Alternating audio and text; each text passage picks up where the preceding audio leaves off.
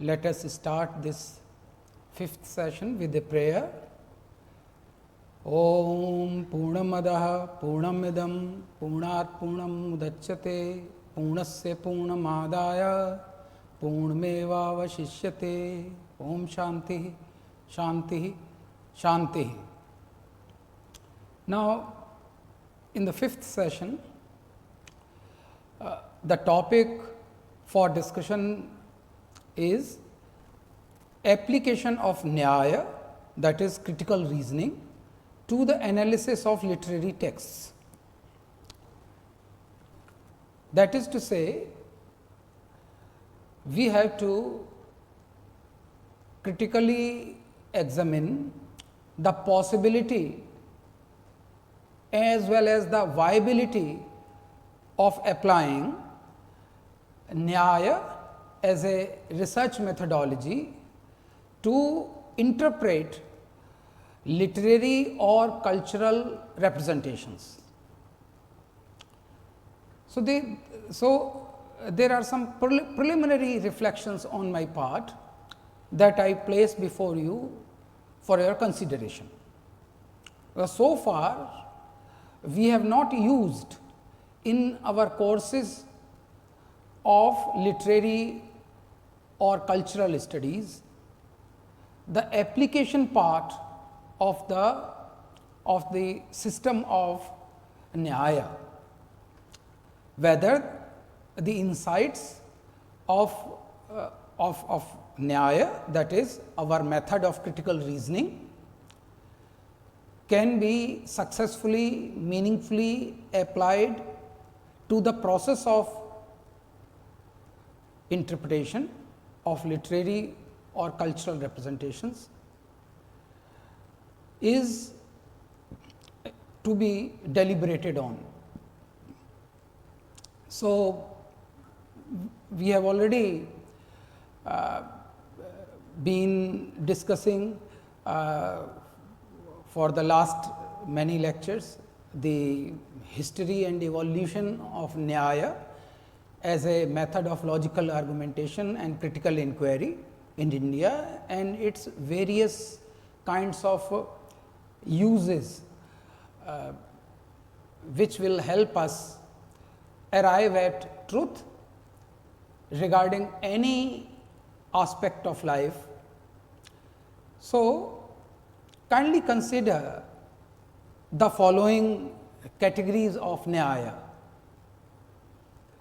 Even at the risk of tautology or repetition, I place before you, simply for your consideration, the following 16 categories, and you just consider whether these categories or topics occur or recur in the process of critical analysis of the literary text. So, first is pramāṇa, that is the means of right knowledge. So, what are the means of right knowledge?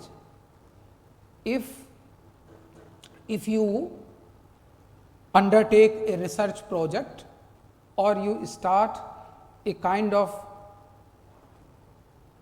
interpretation of any literary or cultural representations, then is there a possibility to apply the category of pramāṇa according to Nyāya? Then what is the object of right knowledge in the field of literary and cultural studies? And when I say literary / cultural studies, I mean to say the study of literary or cultural representations, whether they are in the form of literary texts or cultural texts or the representation of life in other forms of art also. So, representation is a very wide ranging category. Saṃśaya, So, while reading a literary text, Are there any doubts in your mind? How do you address those minds while reading a literary text? Whether The Solitary Reaper, written by William Wordsworth, is a poem about one solitary girl that he happened to have seen, or The Nightingale Ode by John Keats is about a nightingale, the bird, or To Autumn, the ode is merely a description of the season of autumn, or Prasad's Kamayani, a great poem, is an epic poem which is based on a part of Shatpat Brahmana. So, it is of philosophical interest, Then what is, so these are the saṃśayas, things fall apart by Chinua Achebe. Now, it creates a saṃśaya, a doubt. Things, where were things falling apart, and how the things were falling apart? Who was responsible for letting things fall apart? These are the valid questions that create a sort of saṃśaya or doubt, or our own reading of this text, of these texts is a valid kind of reading.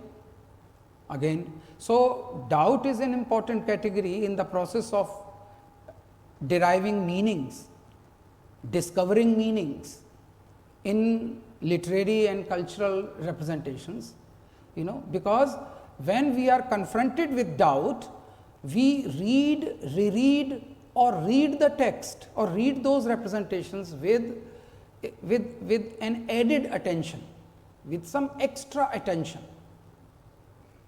So, without doubt, why should we reread a poem? Because on reading a poem, you get a particular kind of meaning, but when you reread it, you get some more meanings. So, that is important. What is the prayojana of literary analysis or critical appreciation of any piece of art? What is the prayojana? You can say, what is the aim of literature? What is the aim of art? Is there any prayojana or purpose? Even in your research project, where you are analyzing a literary text, you have to clearly write or mention the very purpose of your research proposal, without which the act of interpretation will be baseless. Siddhanta, what is the established tenet that you are going to use while discussing the various aspects, various kinds of meanings embedded in a work of art? Then drishtanta or familiar example. So, when you read a poem, To a Skylark, then there are different poems. One is written by Shelley, another is written by William Wordsworth. So, you make a comparison, that is there a similarity? When you read a poem on any aspect of nature, that is the Ode to the West Wind by P.B. Shelley, then of course, there are several poems written by great poets in English on wind. So, what kinds of drishtanta or examples can you give by analogy in support of your interpretational exercise? Then avayava, that is the steps of logical argumentation, members of syllogism. How do you make a literary argument, or how do you make a critical argument while discussing or analyzing a work of art or a literary or cultural text. That is to say, how can you apply logic, which is very much a cognitive logic, in the field of aesthetics? That is also an important issue to be sorted out. Then what kind of tarka or confutation? How do you arrive at a nirṇaya or ascertainment?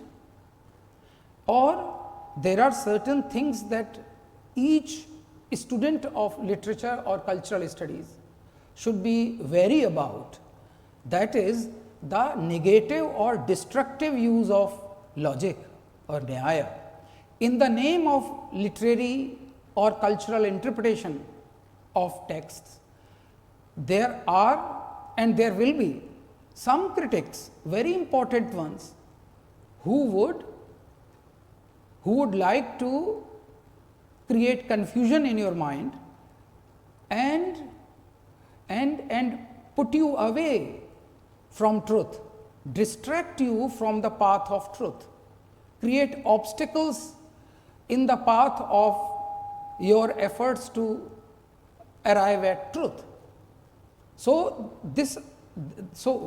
you are already having a burden of several kinds of readers or encyclopedias, or handbooks which are published through Oxford, Rutledge, Cambridge University Press, Princeton University Press, Yale, Harvard, and so on and so forth. But we never check out that all these global or internationally affiliated texts or help books are perpetrating some kind of controversy, some kind of polemics, some kind of cavil, some kind of pseudo logic, some kind of defective reasoning, hitvābhāsa. We don't do it. So, that is also important. Or there may be essays that you call that they are in the course of research methodology, because they tell us how to make an interpretation or how to interpret a literary or cultural text. Now, that may be full of equivocation, wordplay, quibbling, again obfuscating your process of understanding the meaning embedded in a literary or cultural representation. Again, these are the questions. How many kinds of futilities, that is the errors that we can make while we are interpreting a literary text, that is called jati. Then in the act of critically examining any work of art, there are certain things which cannot be subjected to critical inquiry. That is the points of quitting the debate. That is, no debate is possible if the other party is resorting to the utter lack of critical comprehension, because the other party, because there are certain kinds of interpretations, that you may come across, which are beyond reason. That is to say, there is no viability, of those kinds of interpretations, So, they should also be studied in the category of nigraha sthana. That suppose someone says that Shakespeare was influenced by Shankar's Advaita, and therefore, Shakespeare's sonnets are the examples of Shankar's Advaita philosophy. Now, then you have to be very careful about such kinds of pratigyas or propositions. Somebody may even justify by showing some kind of clever, smart reasoning or misreasoning that Shakespeare here and there makes like in the Tempest makes a kind of, writes a stanza where oneness of all is one and one is all. But that does not mean that Shakespeare was under the influence of Shankar's Advaita philosophy, you know. So, this kind of alertness on the part of the Sahridaya or a sensitive reader, you know, is necessary. So, needless to say, the process of critical analysis or critical appreciation of any literary or cultural interpretation or text involves the method of critical inquiry about the meanings embedded in the text. Hence, the connect between Nyāya, that is critical inquiry, and the critical examination of any literary / cultural representation. So, this is the connect. This is how we can correlate these two topics, which are otherwise different from each other, because you have to understand that the logic of cognitive perception is different from the logic of aesthetic perception. Rasa-ābhāsa is not the nyāyābhāsa. So, but there is a relationship, you have to establish that relationship. How would we do it? So, I will first give you a kind of a summary of what we are going to do. That first you have to understand, we have already discussed in some detail Nyāya and its philosophical or critical orientation. So, we have already done that, we have covered the 16 categories, okay, and their usefulness, significance in the domain of critical interpretation, critical analysis. So, all those categories are valid when we are in contact with, or when we are supposed to analyze how we derive meanings or how we arrive at truth in the field of cognitive perception. Cognitive perception, which cognitive perceptions means verifiable, they are veridical, that is veridical cognition. Is there any such thing called veridical, that is verifiable perception in the field of aesthetic sciences, or I say aesthetic representations, you know.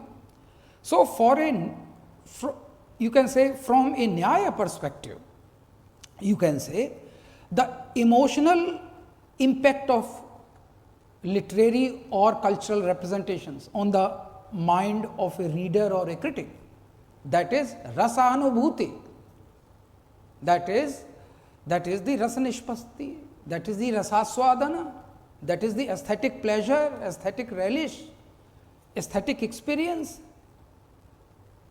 is subjective. Look, this is the first thing, that from the point of view of Nyāya, I wish Laura over here, because this entire lecture deals with the two categories, that is the aesthetic experience and the cognitive experience, you know. So, the rasa-ābhāsa or the aesthetic pleasure that we derive according to Bharata, that we derive when we see, watch or we are in contact with a literary or cultural representation, but that rasa-ābhāsa is always subjective, that is subjective, and therefore, it cannot be equated with cognitive knowledge,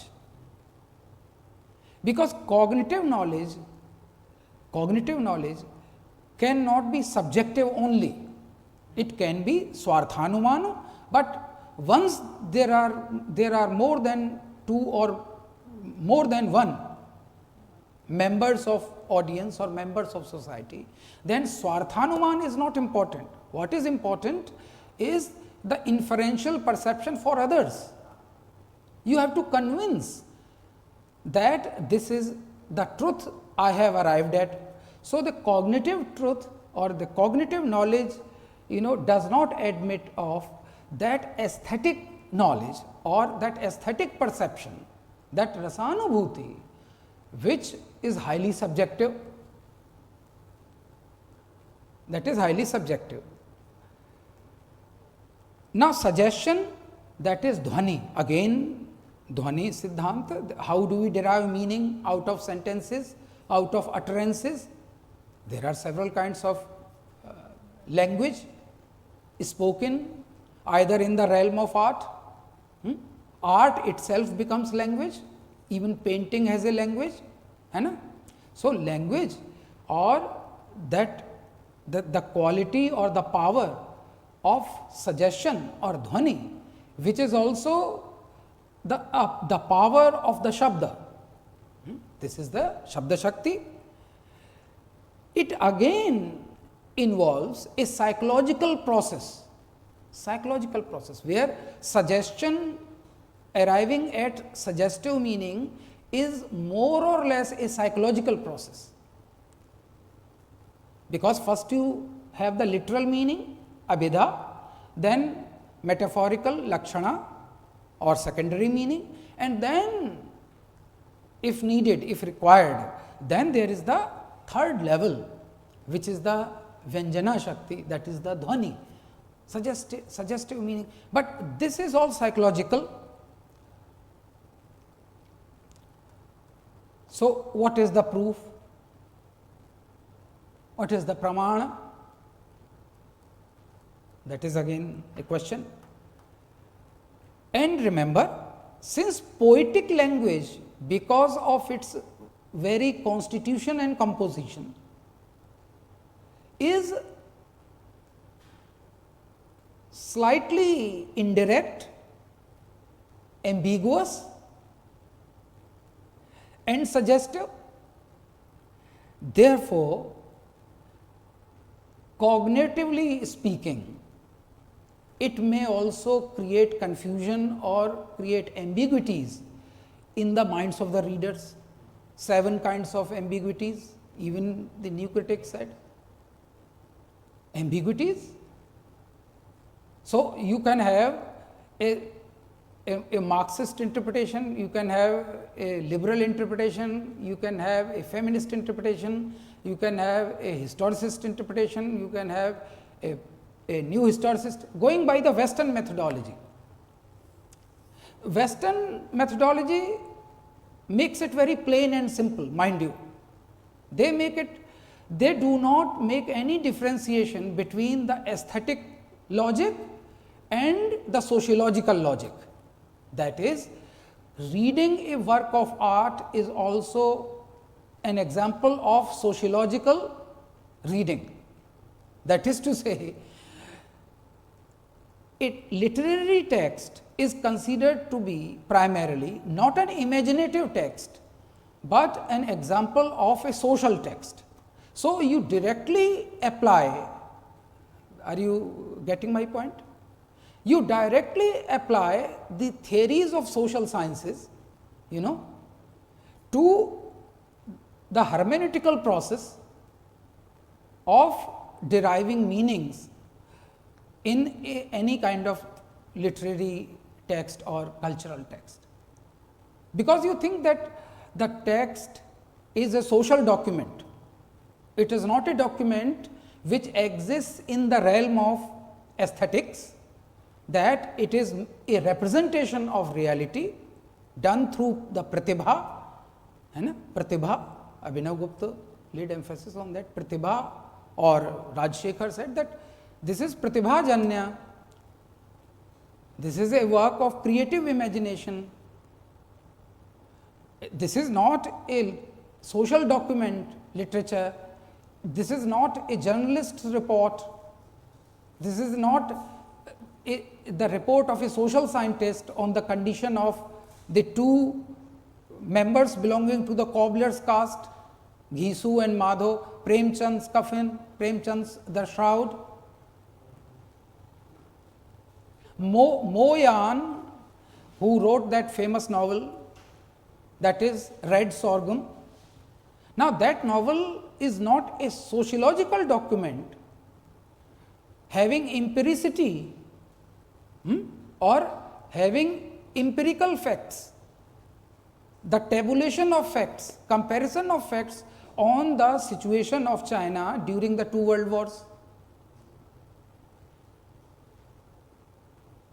or China in 1930s, or it does not make any kind of documentary report on the Japanese invasion of China, then the title of the novel, Red Sorghum, gives you no clue as a social document, Shivadi. Premchand's The Shroud gives you no clue. If you take that it is about coffin or the shroud, then the cognitive perception of coffin will deny any kind of symbolical significance of the shroud, where the shroud is loaded with symbols which are also central to our perception of society. That is, what is missing in our society or social structure. So, aesthetically Premchand loads the meaning, loads the text with meanings which are of crucial relevance to society, but still it is not a sociological text, full of empiricity. So, Wordsworth never talks of how a kind of rural England was dying under the relentless march of industrial revolution. He does not write any kind of prose piece on it. He could have not written any poem at all. He would have given you a report on the environmental report on the early 19th century England, and that is all. Or he would have used his philosophical understanding of nature by giving you writing many essays on the mystical or philosophical meanings embedded, hidden in nature. Why did he write so many poems? That is the question. So, literary interpretation and the method of Nyāya. So, literary interpretation is a method, and the logical reasoning is also a method. Where do they diverge and in what manner they do converge? So, the points of convergence, Shivadi, am I clear or not? You have to see where are and what are the points of convergence, and what on the other hand are the points of divergence, and how profitably we can use the insights of Nyāya to the interpretation of aesthetic representation. How we cannot superimpose Nyāya in totality on aesthetic representations and the interpretation of aesthetic representations. So, remind you now the basic hetva-bhāsa, that is basic instance of hetva-bhāsa, fallacious reasoning, defective reasoning, which is always present in Western methodology, Western methods of critical interpretation of art, literature or cultural representation, is precisely this, that they deem ab initio that all kinds of representation are social actions. All representations are the examples of social actions, and therefore, each description, aesthetic perspectivization, aesthetic representation of reality in the domain of art is virtually a kind of census report, is a kind of report, sociological report on the condition of reality. This is the basic fundamental error.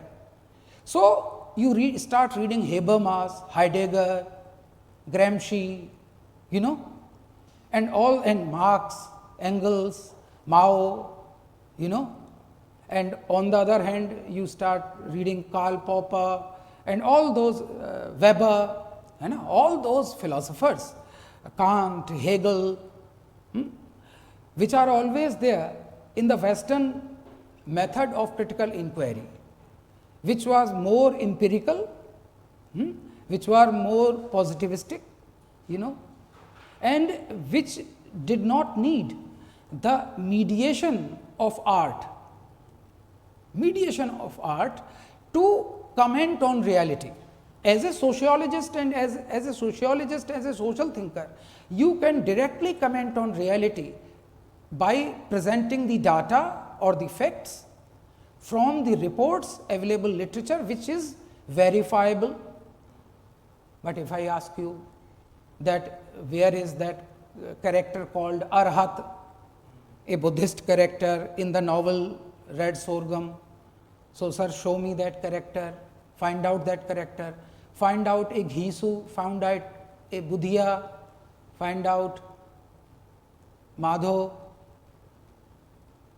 How would you find out that piece of coffin, that shroud? No, these are all kinds of, a kind of confusion, or I would say misreadings. I would not call them misreadings. They are the possible errors that we self-consciously commit. Then, as a student of literature or art, we put on the cloak of a social scientist. So, we camouflage, we hide our real identity, that is, we are the students of a world of aesthetics. Aesthetics means a world of poetics, kavya, sahitya. But then we all become the breaking news reporters. That I have already seen that social truth, that sociological reality, which is so glaring in this text, that this text is a veritable, social document, political document, collapsing that kind of aesthetic difference between the world of art and the world of reality. So, that is again, so in classical, so we use in literature symbols, metaphors, metonymies, figures of speech, and all kinds of objective correlatives, bhava, vibhava, vyavichari bhava, to use the terms which are available to us, vakrokti, auchitya. But this all happens, the aesthetic representations primarily need and require an aesthetic justification.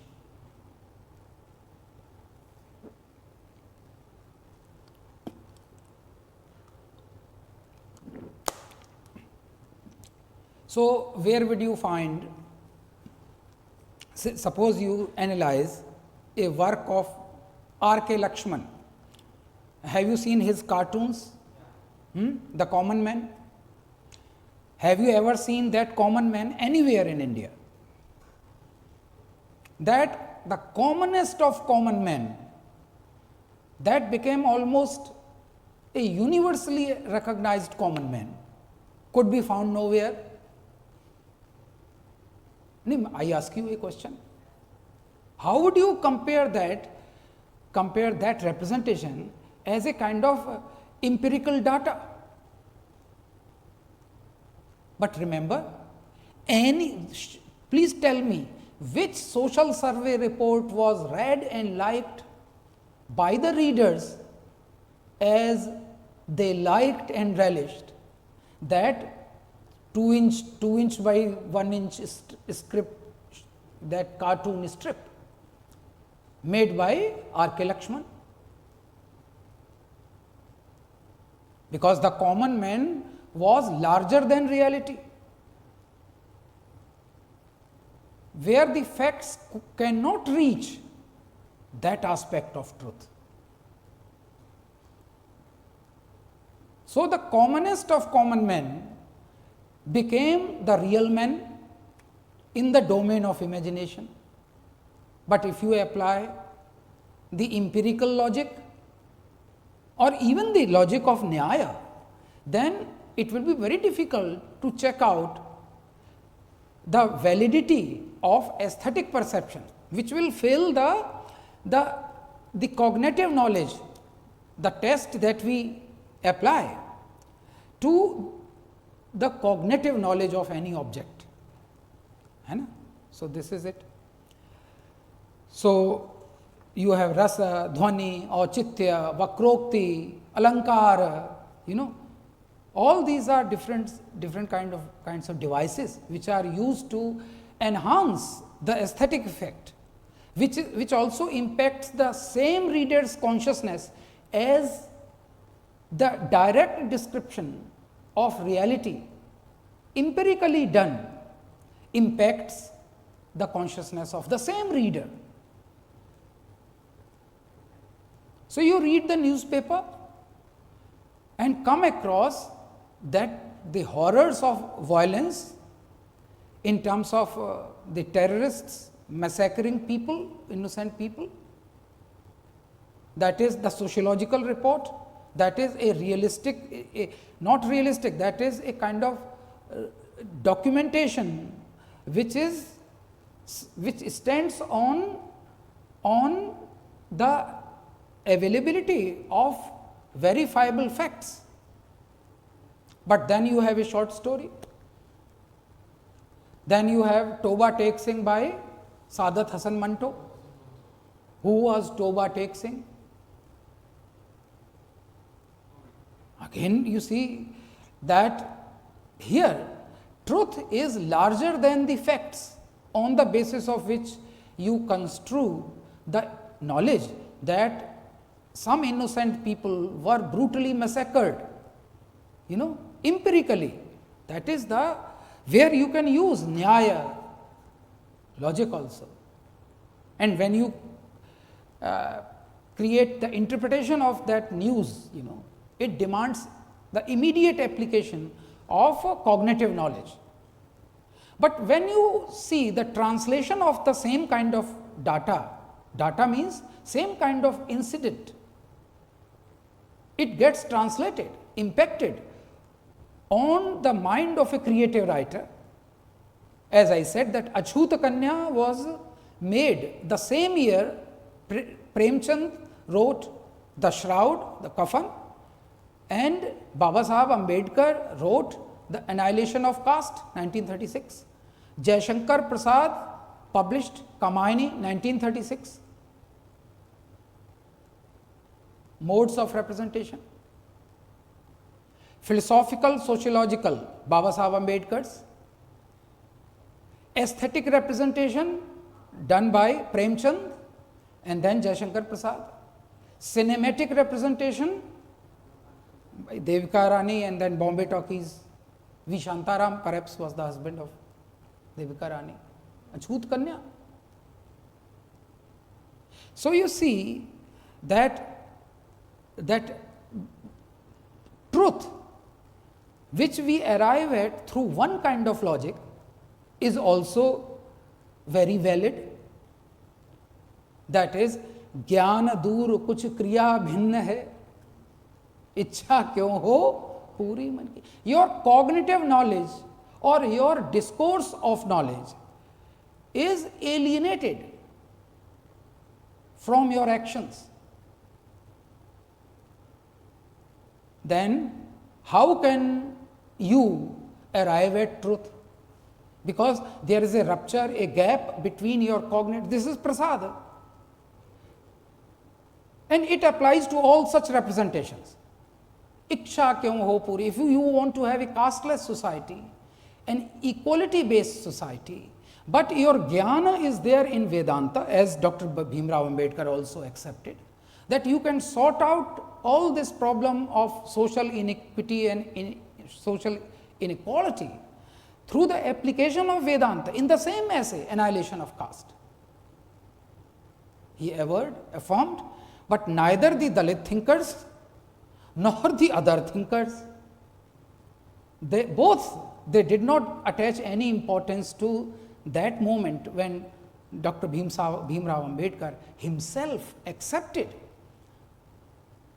that you can really sort out your problems of real life through the application of those philosophical insights which are already available to you. And since most of the philosophical texts are also the works of poetry, they are the mantras or shlokas, so they are also the specimens of literary representation. Bhagavad Gita is a literary text or philosophical text? Primarily is a philosophico-literary or literary philosophical text. Primarily it exists in a literary work. It exists in a work of itihasa. So how would you categorize the Bhagavad Gita only as a philosophical text? And once you apply, as I said, that when Baba Saheb Ambedkar, who is supposed to be the staunch enemy, within inverted commas, the staunch enemy to the Brahmanical sort of Hinduism, I do not know what it really means. To me, there is nothing Brahmanical based on Brahmana as a caste, or I have several issues with Hinduism also. But however, that said, let us admit that why did not and why we could not get the clue from that kind of ज्ञान दूर कुछ क्रिया भिन्न है इच्छा क्यों हो पूरी मन की. So this is the santras. This is the tragic moment for a modern man, that you want only the sociological evidence, only the cognitive evidence, whereas you can seek the aesthetic evidence first, and then you can say through Abhinavagupta and even through Nyāya and Mīmānsa that even the logic of aesthetic validity, may approximate the social validity of aesthetic representation.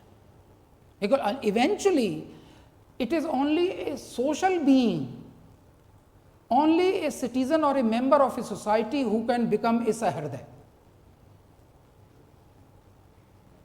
So this is also important, that when you have the semantic analysis, or you have several debates on the issue of multiple kinds of interpretations which are possible of all kinds of aesthetic or literary representations, or you can use Nyāya for your hermeneutic precision.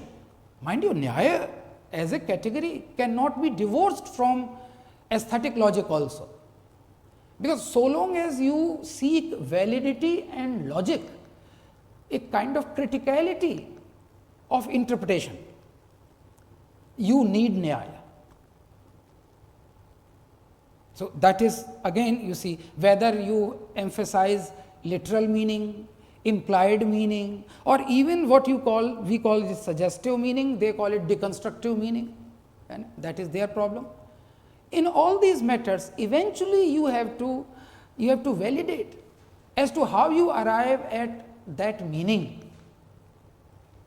So again, you cannot, the correlation is there. Now you can ask that why not Nyāya uses a kind of aesthetic logic? If aesthetic logic is based on Nyāya or cognitive logic, then sir, why not cognitive knowledge also uses that aesthetic logic or aesthetic knowledge, rasa-ābhāsa, vakrokti or dhvani, alankara, 10,000 saw I at a glance, and then I shut her wild, wild eyes with kisses 4. Keats. Stopping by woods on a snowy evening. which snowy, how snowy, evening what time, woods, which woods, what was the location. So, you make that poem or mar that poem, destroy that poem by injecting your bias for, your predilection and propensity for a kind of data analysis, where the poem refuses to supply that data to you. It will resonate in your mind and heart. It will resonate your inner space. Spandan hoga usme. There will be some spanda. And that the more it creates some vibration, some resonance in your inner space, that is the truth of a poem. That is the poetic truth. Where there is a willing suspension of disbelief, even there, because they, all the romantic poets and its critics, they learnt through Schlegel, Humboldt, Schopenhauer and all those great German romantics, they had access to Vedanta. They had access. Because Coleridge, Carlyle, Schlegel, Hegel, they all read these works.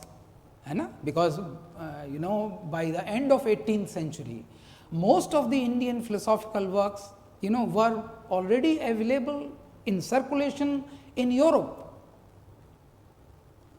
So, that can be a connect. I am not denying that there is a possibility, there is an impact.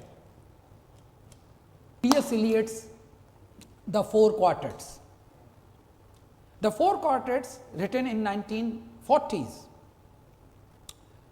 perhaps after the Second World War, perhaps you check it out, whether this is 1948 or 1947, check out Shivaji. Now, that is a poem, a philosophical poem, the Four Quartets. But you see the agony, the suffering, the angst experienced by the poet, who is always in search of truth. 41. So, the middle phase of Second World War, 39. Yeah. So, the middle phase of Second World War. Mind you, his another poem was also written, the great poem, The Wasteland, was written as the aftermath of the First World War. So, he could only see the wasteland. Would you get data in support of the portrayal of European civilization, Western civilization as wasteland? No. What is the pain and burden of truth in the Four Quartets, where he almost translates the Bhagavad Gita and the Kala Sukta of Atharva Veda into English? Of course, not translation means he poeticizes. He aesthetically renders the bhava, the emotion, that emotive meaning of the Bhagavad Gita and the Rig Veda and Atharva Veda and our Vedanta in the wasteland, as well as in the two greatest poems he wrote, the Four Quartets. But he was also a journalist, but he was not sending reports to the Guardian or the Daily Mail like Marx did. Marx wrote those data-based reports on the condition of India, 1853 to 1858, where he made horrendous mistakes, not nyāyābhāsa, creating defective logic based on bogus facts, baseless facts about India. But remember, it is the Marxist terminology that you use most while analyzing even the Indian literary texts. So, anyway, this is just by way of giving you some. So, look at the significance of rigorous argumentation, even in the field of rasa. That is one of the most important theories of literary or aesthetic interpretation is the theory of rasa, aesthetic emotion, aesthetic experience. So, look at the first two chapters and chapter 27, 28, 29, 30 or till 37. You see how there is a relentless series of questions and answers put forth by the devatas or danavas or by the practitioners of drama, players of drama, actors drama, the producers of drama before the Prajapati or before Bharat Muni, to sort out the question as to what the purpose of Natya, what the purpose of Natya is, what the purpose of drama is, and how emotions can be rendered into art form on the stage in audio-visual form. Greatest challenge is to create simultaneously two kinds of translations. One, that there is a social message. So, when I say social, you can call it social, cultural, philosophical, civilizational message, that is knowledge. Because everybody is not reading the Vedas, everybody is not aware of this kind of the 6 schools of Indian philosophy. Everybody cannot have access to the epics, the Ramayana and the Mahabharata. Then how could you possibly impart the same jnana which has been coded in the social texts, philosophical texts, historical texts, in the audio-visual form? The problem and the major problem in the process of this translation of social reality into an audio-visual text. Audio-visual is the three-dimensionality of textual representation. Drama is the only genre which is three-dimensional. Even film is not three-dimensional. You put on illusory glasses to make it look like three-dimensional, but it's never three-dimensional. So, the first challenge is how you translate that social reality into the vibhava, bhava, that is what are the determinants, then the consequence, the anubhava, and then the vyabhichari bhava, the transient. And then how do you arrange these bhavas, emotions, to create, to reflect, to echo, to resonate the sthai bhava, the permanent emotions which are always there in the human heart. How? Through representation of reality. So, first is that translation in the textual form, but then this text is incomplete without becoming visual. So, look at the simultaneously two translations. So, the social logic, what I am trying to say, the social logic is to be converted into the aesthetic logic, and then aesthetic logic has got to have two more forms of logic, that is the audio related representation, or you can say the audio representation and visual representation. Whatever is heard cannot be visual, and whatever is visual cannot be rendered into oral form. Oral, A-U-R-A-L, oral, oral, O-R-A-L, and then as I said that oral, oral and visual, and eventually it all is grounded into some kind of moral text, that is the prayojana. What is the logic? So, that is the meaning of meaning, that is the tatparya of drama, tatparya of art. So, this is also that the avoidance of suffering and the creation of pleasure and the realization of truth, the creation of social good, goodness for all, well-being of all, that is to say, artha and kama, their art should be there, because there should be the knowledge of how to create wealth for society through ethical means, how to satisfy our desires through ethical means, artha and kama. What is the purpose of your sociological texts, your social sciences, normative sciences?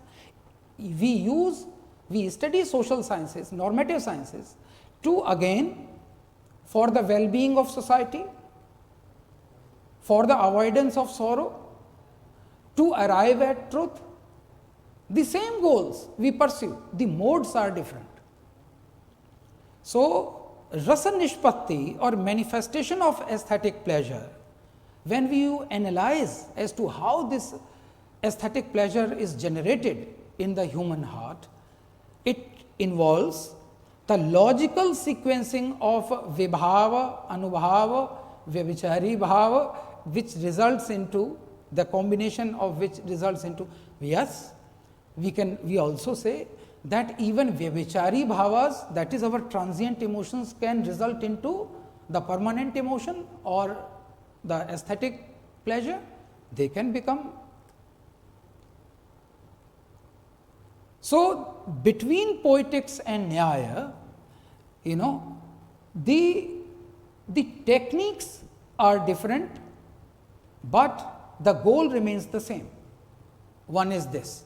Secondly, even while you validate that this is the interpretation and not this is not this, this happens to be the correct interpretation and this is not the correct interpretation, then you are using some logic. Without that logic, you cannot cancel out any kind of interpretation. So, there would be an anarchy of meaning, that all kinds of meanings are possible. No, not all kinds of meaning. People generally say that a text has infinite meanings. No, a text does not have infinite meanings. It can have infinite meanings, but each meaning has to be logically to be argued out.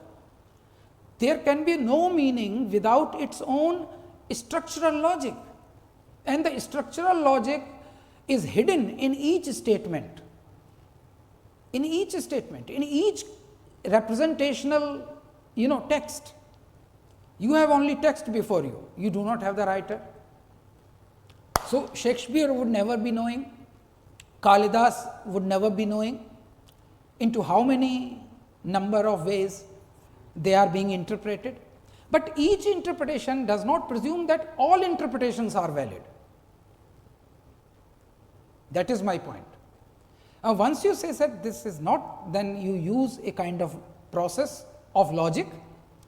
There you come very close to Nyāya. So, the verbal and semantic content of any representation is structured through the combination of words varnanam, arthasanghanam, rasanam, chandasamapi, mangalam, chakartaro, vandevani, vinayakau. Now, this is how the logical structuring of aesthetic meaning, that is rasa, varna hona chahiye, there should be varna, words, letters, which should give rise to the arthasanghanam, which should give many kinds of meanings. Multiple meanings are possible. Varnanam, arthasanghanam, rasanam. Then, of course, your writing should, or aesthetic representations can give rise to multiple kinds of rasas, aesthetic moods, aesthetic sentiments. So, you may read Ramayana from the point of view Veera rasa, that aesthetic sentiment of heroism. Some would like to read Ramayana for Karuna rasa, someone else may like to read it for Shringara rasa, that is the rati, the erotic. Someone would like to read it for Bhayanaka. Look at that Navarasa, someone else would see Where is that Shanta? So, look at this 8 kinds of aesthetic sentiments, or even the 9th one, Shanta. They have their own structural logic, without which you cannot justify your reading a text. So, for this, again you see, whether you read a poem or a play or a short story or a novel or watch a film or listen to music. So, ultimately it is indescribable that eventually that rasa, that pleasure which is aesthetic cannot be fully expressed in and through words. Agreed. But you give certain reasons for the liking or not liking the play or the short story or the novel or that film that you have seen. That is the logic, that is the aesthetic logic, and it requires the pramāṇa and anumana also. Suppose pratyaksha pramāṇa is not possible because art itself is pratyaksha. It is merely a copy of a copy, that is to say, art is anukirtana, bhavanukirtana, वो तो की अनुकीर्तन है. So long as it is, the mode is imitative, so the mode is representational, then the anuman, inferential perception, can be applied. What are your reasons to consider that Premchand's The Shroud is not against the Dalits? Some others say that Premchand's Kafan or The Shroud is the example of Brahmanical oppression of the Dalits, where Dalits have been dehumanized. So, it is an anti-Dalit story. 2 propositions, but they are not propositions done by a journalist, mind you. I am talking about the literary interpretation. What is the logic? As Laura asked us, what is the logic? The logic is that there are reports in the Bharata Times or the Hindustan or the Hindu that 4 Dalits were killed by 5 Brahmins, or that is not the validation of that story. How the story, you have not Premchand before you, who could affirm that, sir, don't read the story, read the news item, instead, because only the burden of the news, burden of that fact that there is some kind of violence, there is glaring exploitation, that is the burden of truth. Then why not read that story, which is mediated through information or media or other kinds of things, social sciences? They do it in a much better and more effective way than literary interpretations do. So, the point is again that there is a difference between truth and reality. Literature is concerned with truth, whereas social sciences are concerned with facts and reality. They impose reality on facts. So, they construct the reality from the bundle of facts available to them, whereas the bhavas, once they are evoked, they do not need facts for validation. They immediately move your consciousness, your conscience and your imagination, your sentiments, your primary emotions, and that is where the truth lies. That is where the truth lies. When there are no facts, the truth emerges. When there are no facts, truth emerges. So, that is again the Nyāya categories. You need that anumana, that you can't furnish a false reason. Then in order to prove that reason, again you have to give examples. Sir, Premchand wrote this, then Premchand also wrote Thakur Ka Kua. है ना? Sir, Salman Rushdie wrote Midnight's Children, sir. But Salman Rushdie also wrote Shame. Salman Rushdie also wrote the satanic verses. Now, the aesthetic interpretation of the satanic verses, mind you, aesthetic, it was a text which was aesthetically mediated, on it. What it mediated? It mediated the history of Islam. And of course, since it is an aesthetic text, therefore, there is no history of Islam. Only certain parts of that history, the history means that report on Islam, which can be verified also. No, he narrated only one incident, but then, rest is history. And remember, the text was banned in India, whereas the government says that there is no record that this text was any time, at any point of time, was officially banned.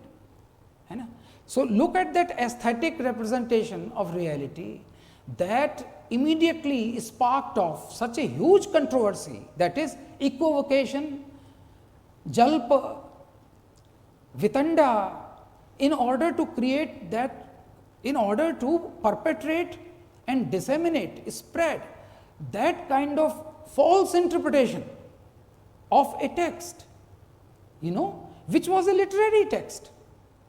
The author also, even now, stands in danger of being killed at any point of time. Look at what those cartoonists did when they made certain cartoons in France, Charlie Hebdo, then again they were. Why? Because the realm of art, created a perception that this is the cognitive truth, cognitive knowledge. The moment you discard that boundary between aesthetics and reality, and you think this is the reality, then you will make the same mistake that the most of the Dalits, when they condemn Premchand as a Dalit hating writer, they do. Similarly, if there are some other interpretations of Premchand where they say he is very much a Hindu writer, again they commit the same error. So, these are the possible errors.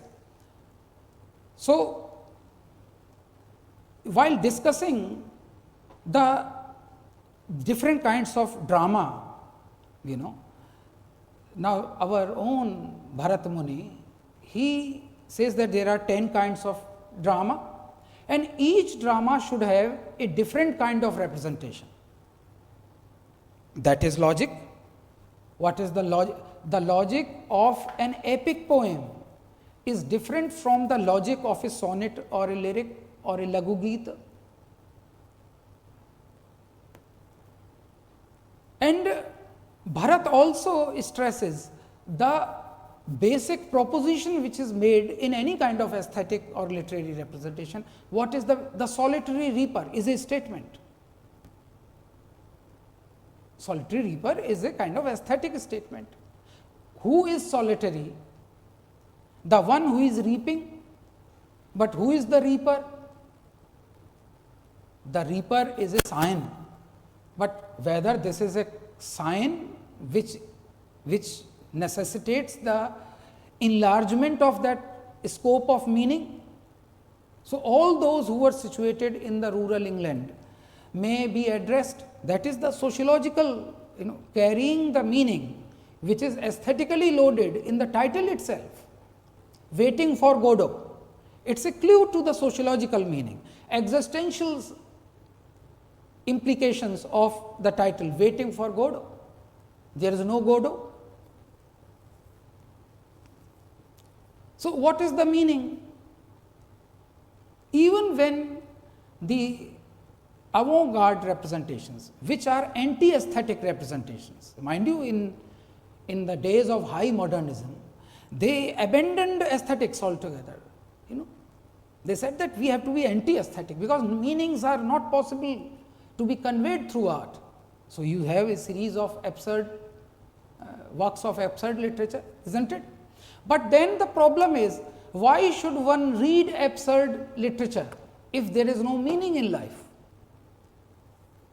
Rather, it validates the search for meanings in life. That is the meaning of absurd literature. Look at the social and cultural chaos and anarchy as the aftermath of 2 world wars and the rapid march of capitalism and the horrors of Marxism and Maoism. It rendered humanity in a state of limbo. They did not know where to go. And therefore, remember, how could art address those kinds of things? It had to, transform itself. So, the anti-aesthetics of the high modernist literature has perhaps a greater, urge to create meanings, to find meanings in life, rather than the romantic category of art, where the meanings are already there. So, anyway, that is how you see that Nāṭyaśāstra has been structured. Then again, if the audience or readers of aesthetic representations lack the capacity of constructing their verifiable evidence based critical logic or critical reasoning or inquiry, they may be trapped in the field of pseudo-aesthetic experience or rasa-ābhāsa. Kavya Prakash Mammat, 11th century. He says that there is a nyāyābhāsa, false logic, that there is also a false rasa, a pseudo rasa. So, that is also possible. Once you think that Ravana is making a genuine protestation of love towards Sita, that is the example of patent rasa-ābhāsa.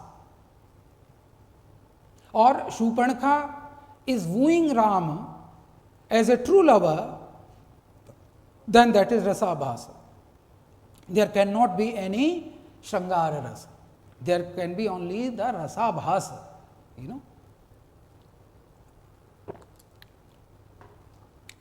And Nyāya categories of logical argumentation, scientific logic are also used in the emerging field of neuroaesthetics. I discussed it in one of my lectures. How your body, now this is very important. Even aesthetics that we think that the elements of Nyāya as cognitive knowledge cannot be immediately and to a great extent be applied to literary interpretation. Okay? Even then, the latest discoveries in the field of science prove that this is not the case, that our body is real, our mind is real. So, your entire body and entire mind space, undergoes a transformation once you are impacted by aesthetic representations. That is, when you watch any kind of or read any kind of literary or cultural representation or text, then your emotions are impacted. And once your emotions are, then the anubhava, the sattvika, that is how your body, different parts of your body, react to the impact of the aesthetic representation. So, the aesthetic and the physical cannot be separated, because now this is under the biological lens. So, the entire your neurological space, which is again your somatic space, because your soma, your body is governed by the mind, which is the engine, and mind is the site of neurological space. So, once that language, which is aesthetically mediated to produce certain representations which unleash a flow of emotions, which kick start a kind of series of emotions in the heart and mind, that is in the neurological space of a patient or of any person, healthy person, he or she undergoes certain changes. That impact of music on cows. So, a certain Om or certain chants or even Beethoven's symphonies or some kinds of, it was experimented. The impact of Om as the cosmic sound. Why do you listen to music? The connect between art and the somatic changes, the mental the impact on your mind space. So, this neuroaesthetics, and I have also referred to so many other works in the domain of neuroscience or neuroaesthetics. So, it is a blend of neurology and aesthetics. So, neuroaesthetics explores the psychosomatic and neural basis of aesthetic experience or rasa-ābhāsa that implies the interconnected study, interdisciplinary study of neuroscience, psychology, aesthetic pleasure, which we call rasa, and it critically analyzes how human mind or brain processes and responds to the aesthetic or literary cultural representations or expressions using the latest scientific techniques to map the brain activities. Now, we have different kinds of scanners. So, they continue mapping what happens to the chemical composition of your nerves. This interdisciplinary field seeks to understand the biological mechanism underlying our appreciation of literary cultural representations, including the activation of sensory motor, emotion valuation and meaning knowledge systems. That is, how music impacts, how Sangeeta creates a sama, how the swaras impact your emotional health, mental health. So, there is a logic, you say logic in biological sciences. So, he says there is a hard logic, empirical logic, but sir, the same logic is there in the form of aesthetic logic. The two forms of logic are grounded in truth. That is, the truth that you are not only a body, you are having that creative mind, that consciousness which cannot be explained only in terms of body and only in terms of soul or self. So, again you see that this is important, which is generally, and then how nyāyābhāsa will lead to rasa-ābhāsa. If your logic is defective, mind you, if your logic is defective, the logic of interpretation is defective, then you will never be able to discuss that rasa. Instead, you will discuss pseudo rasa, that is pseudo aesthetics. So many Marxist, feminist, new historicist, perspectives on works of art tend to create pseudo rasa, that is pseudo aesthetic experience, because they immediately ask you that you have to take up arms in your hand by reading a work of progressive literature. What it does? You should immediately rise up and take guns in your hand to create a society which is egalitarian in nature. Look at this is 2 points. This is defective logic, hetvabhasa. This is defective nyāya, and secondly, this is also pseudo aesthetic experience, or this is also fake criticism also. This is not proper criticism of art. When you say that there is injustice which has been shown in a work of art, injustice done by one kind of person or institution on to another person or persons or institution, then you have to end this kind of injustice by taking up guns and by killing them. If you make this kind of, which is perhaps, so you see that this kind of relationship between the representations and their impact on emotions, and emotions that create certain changes in our bodily organs, and eventually they impact on your consciousness or mind. Not only in Nāṭyaśāstra, but in all works of Indian aesthetics, including the Tamil grammar, that is Tolkapiyam. This process has been rigorously interpreted. Tolkapiyam goes to the extent of dividing, not only dividing, they have classified representations in two categories, Akam and Puram.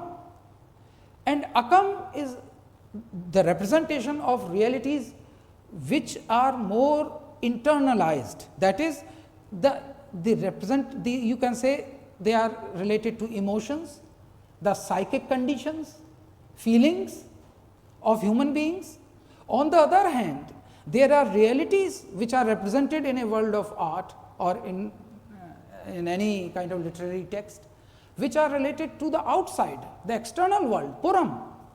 But Tolkapiyar says that Akam and Puram cannot be separated from each other, because eventually the external realities impact the internal.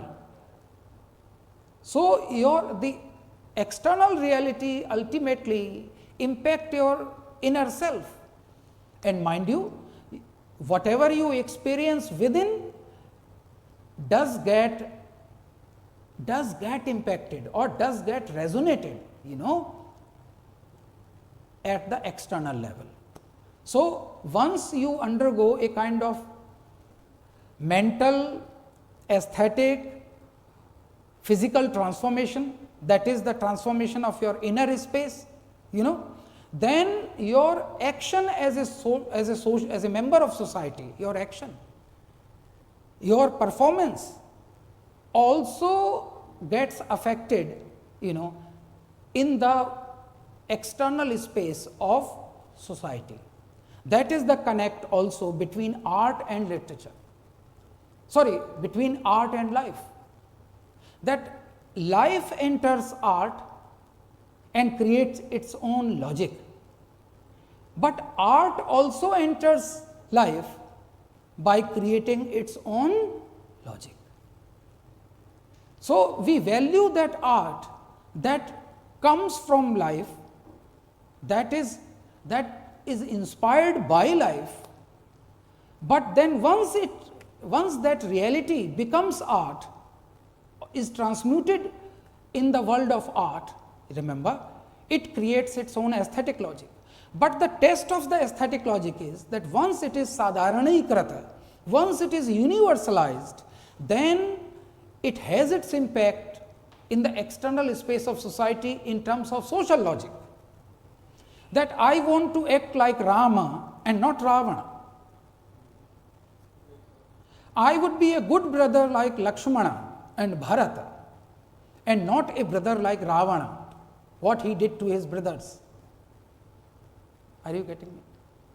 So, the aesthetic logic, and so you read those novels written by great novelists. You read Tolstoy, you read Dickens, you read Dostoevsky, you read Premchand, you read Phanishwarnath Renu, you read Mahadevi Verma, Jaishankar Prasad, great poets.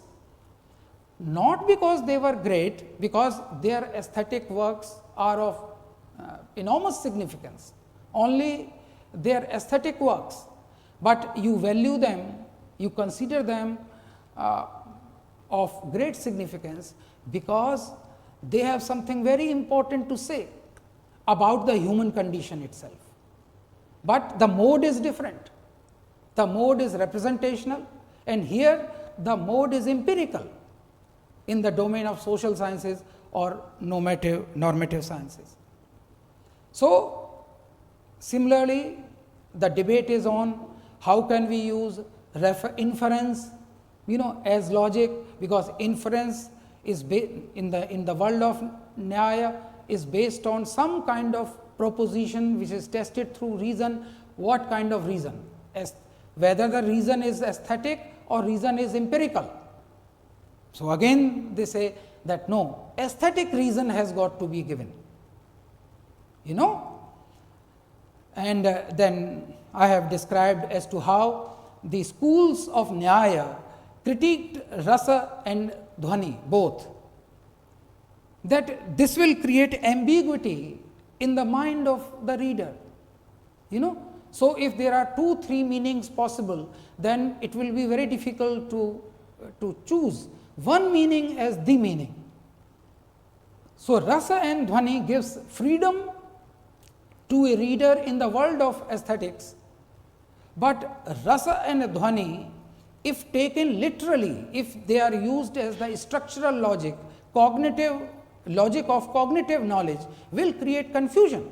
You will not believe that Ravan was a human. You will take Ravana to be a monster. You will never believe that there was a Hanuman who was a human. You will say Hanuman is a monkey, like you say monkey god. This is how you create greatest possible injustice to the aesthetic interpretation. And then again the logic of Abhinavagupta's aesthetic cognition, then Abhinavagupta says that once aesthetic emotion gets universalized, then your personal bias, your personal preference, your personal predilection, disappears, and it emerges as a kind of universal meaning.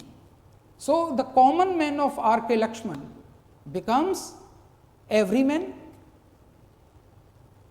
That is the meaning of Dr. Faustus, that the forces of good and forces of evil are always present in all human beings. So, in some human beings the forces of good prevail over the forces of evil, but in certain cases the forces of evil also prevail over the forces of good. So, you see Dr. Faustus, the tragedy of a modern secular human. So, again Nyāya and rasa, and how you can create in place of rasa, you can experience pseudo rasa, pseudo rasa, and you may think that yes, this is the proper rasa-anubhuti. As I said, lot of Bollywood films create pseudo rasa, like Rang De Basanti. Now, there are problems in life. You do not take up guns, and then you take beer bottles in your hands and you jump into the pond, and say masti ki pathshala, masti ki pathshala. Now, that is a kind of hyperbolic representation, and the way these young students capture the All India Radio or the TV station. So, again you see that if you take them for reality, the cinematic representations, many of such representations are based on distorted stereotyping, that all those who are either criminals or rapists or greedy landlords happen to be Thakurs in Bollywood movies, and all those Brahmin priests are sometimes rapists or very greedy or corrupt. It is a familiar stereotype. So, and if you start believing in this, then you are gone, because you are taking rasa-ābhāsa, pseudo rasa to be, because you feel compassion, karuna, for you start hating that Thakur and you start loving that person. Now, since there is no proper vibhav or anubhav or vyabhichari bhava in the construction of that Thakur, remember. So, again this is problematic, that literary representations cannot be considered as valid proofs in any court of law. शिवादी समझ रहे हो ना? Court of law, because there you have to furnish those hard evidence which are based on your cognitive perception. So, we have also covered this hetu, reason, and pseudo reason, and again I have talked about the kinds of rasa-ābhāsa. Then you commit the errors of taking anuchita vibhava. You have created improper causes for the actions to be initiated. Like there is a gun sound, their battle is going on, and you show lover and the beloved, hugging each other in a garden, and there is a battle going on in the background. Now, that is again a kind of anuchita vibhava. Then there is a death in the family, and the two lovers make love. That is again, I think, violation of that rasa, that vibhava is. So, what is anuchita? Now, there is a theory of auchitya, 10th century Kshemendra. There are 27 kinds of anuchita, inept, inappropriate representations. They are logically argued. Desh, that is your civilization, your society; kal, your time; swabhav, the nature; truth. And all those 27 categories, are the different kinds of possible representations which may create what? Pseudo-aesthetic experience, rasa-ābhāsa. So, we have a shastra called the Auchitya Vichar Charcha. So, again, this is how rasa-ābhāsa emerges. You read Abhinavagupta describes in the Abhinavabharati that the goal is the realization of Ananda. But where is that genuine emergence of that Ananda? That is the problem. That rasa-ābhāsa may create momentary pleasure. You may be misled, taken in, deceived by the pseudo representations. So, that is a pseudo representation. When a hero, for example, a hero simultaneously he lends a kind of fist onto a villainous character, then the villainous character falls, at a distance of 10 feet, breaking the windows. Now, this is not the reality. A hero in South Indian films, having no weapon, manages to kill hundreds of villains single-handedly. That is a trick of representation. You should never try to be a hero in the way they are represented in the South Indian movies. So, you see, I mean, say, if you take them to be the realities, the problem is they are not realities. They are only certain coded, I would say. They are the coding of that reality, that you have to have shaurya, you have to have purushartha. That is the only meaning. But in order to fight against injustice, one person is fighting against hundreds of wrongdoers. That is not possible. So, again, this is Nyāya and deconstruction, the contemporary literary theory. Shabda pramāṇa, the whole structuralist school depends on how the signifieds, give rise to signifieds, and how reality is structured through parts into a whole. Look at the structuring of those parts. Now, Nyāya is very important. Nyāya is the logic of structuring your logic into meaningful parts. So, structuralism, which is the discourse on language and meaning, and even you can go further when you discuss post-structuralism. Again, the discourse of Nyāya, comes very close, comes quite handy to understand how Indians would have, like I quoted from Nyāya, that there is no correlation, universal connection between word and meaning. That is what the deconstructive position is. Nyāya and reader response. What is reader response? That how you derive meaning from a work of art as a reader. Please justify your reading, please justify your response to that kind of interpretation that you make as a reader. So, all representations weight the reader's response.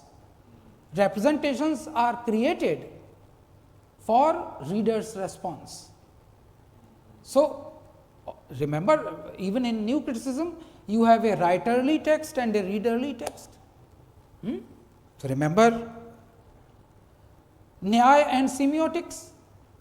Look at Nyāya categorization. Nyāya categorizes that there is vācya, lakshya and vyangya. Even the Dhvani Siddhanta says that there is a vācya, there is vyangya and there is lakshya, and this corresponds to denotation, connotation and myth in semiotics. This proto-semiotic approach demonstrates Nyāya's potential to engage with modern science theory. So, conclusion is that Nyāya's robust system of logic and semantics offers a powerful framework for analyzing the relationship between language and meaning, while emerging from a different historical and cultural construct or context. It offers valuable resources for structuralist, semiotic or reader response oriented approaches to literature. As the global theory moves towards pluralism, revisiting Nyāya may open up new avenues for understanding cognition, communication and interpretation. So, this is the suggested reading. So, thank you very much for your patient hearing.